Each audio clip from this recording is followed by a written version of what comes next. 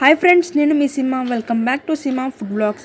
ఈరోజు మనం ఈ వీడియోలో ఒక మంచి పోషకాహారాన్ని చూపించబోతున్నాను. ఎన్నో పోషకాలు ఉన్న ఈ రాగి అంబలిని మన పూర్వీకులు అమ్మమ్మలు చేసుకొని తాగేవాళ్ళు కదా.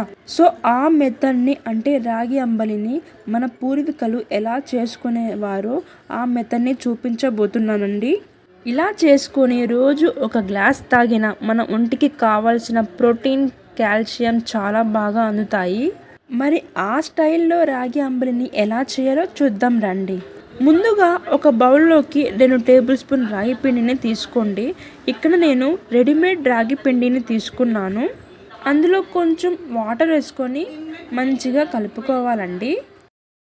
ఈ పిండిని రాత్రి కానీ లేదంటే సాయంత్రం కానీ ఇలా కలిపి పెట్టుకొని మార్నింగ్ పూట అంబలి చేసుకుంటే చాలా బాగా కుదురుతుందండి.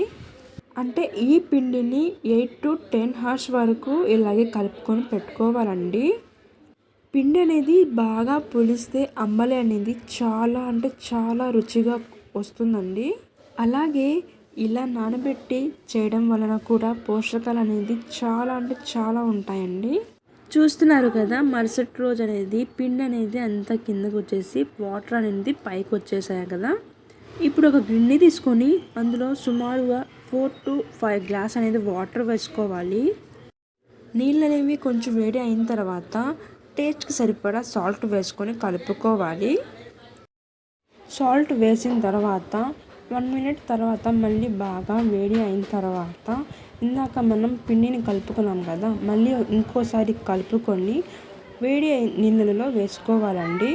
వేడి పిండి వేస్తున్నాం కదా, సో వెంటనే కలుపుకోవాలండి, లేదంటే ముద్దలుగా అయిపోతుంది. ఇలా పిండిని నీళ్ళల్లో చక్కగా కలిసేలా కలిపాక, నిజానికి ఈ రాగి అంబలి పసిపిల్లల నుంచి ముసలి వాళ్ళందరూ కూడా తప్పకుండా తీసుకోవాల్సిన ఆహారం అన్నమాట. మరి మా ఇంట్లో అయితే చిన్నపిల్లల నుంచి అందరూ తాగుతారంటే ఇష్టంగా తాగుతారు. ఇందులో మెయిన్ ఇంగ్రీడియంట్ ఏంటో తెలుసా? నిజానికి ఇందులో ఉప్మా రవ్వ కానీ అండ్ సగ్గుబియ్యం కానీ అండ్ జొన్న పిండి కానీ వేసుకుంటారు. చాలా అంటే చాలా బాగుంటుంది. ఇక్కడ నేనైతే ఉప్మా రవ్వ తీసుకుంటున్నానండి, ఎందుకంటే జొన్న పిండి లేదండి. సో ఉప్మా రవ్వతో చేస్తున్నాను. ఇది కూడా చాలా అంటే చాలా బాగుంటుంది. ఉప్మా రవ్వ వేసిన తర్వాత ఒక 4 to 5 minutes అనేది అంబలిని బాగా ఉడకపెట్టుకోవాలి అండి.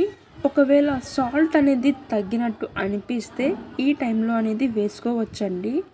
చూడండి, అంబలి కూడా మంచిగా ఉడకడం స్టార్ట్ అయింది కదా. మరొక 2-3 నిమిషాల తర్వాత బాగా ఉడికిన తర్వాత ఈ అంబలి అనేది చాలా దగ్గరగా అవుతుంది. వీడియో క్లిప్లో చూపిస్తున్న విధంగా చాలా పలుచగా కాకుండా మరి అంత గట్టిగా కాకుండా సరిపోతుందండి. మీకు ఇంకా చిక్కగా కావాలి అంటే మరో 2-3 నిమిషాలు ఉడకపెట్టుకోవాలి, కానీ చల్లారాక చిక్కగా అయిపోతుందండి. ఈ రాగి జావా ఇలాగే తాగొచ్చు, కాకపోతే మేము మజ్జిగ చేసుకొని కలుపుకొని తాగుతాము, అదే బాగుంటుందనేసి తాగుతాము.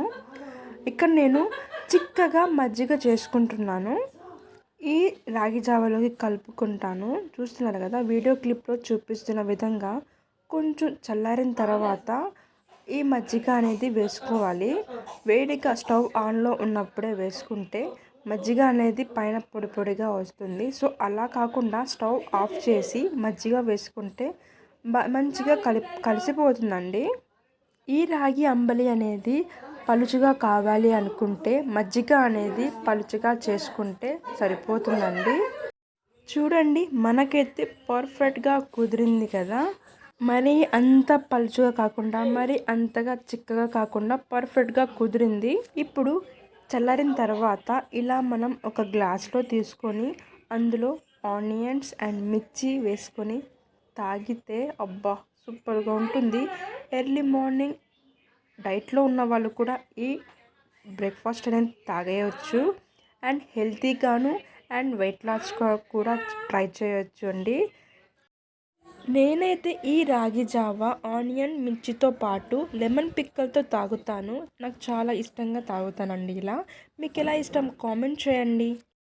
మరి ఈ వీడియో మీకు నచ్చినట్టయితే ప్లీజ్ మీ ఫ్రెండ్స్ అండ్ ఫ్యామిలీకి షేర్ చేసి సబ్స్క్రైబ్ చేసుకోవడం మర్చిపోవద్దండి. మరిన్ని మంచి వీడియోస్తో మీ ముందుంటా. Bye friends.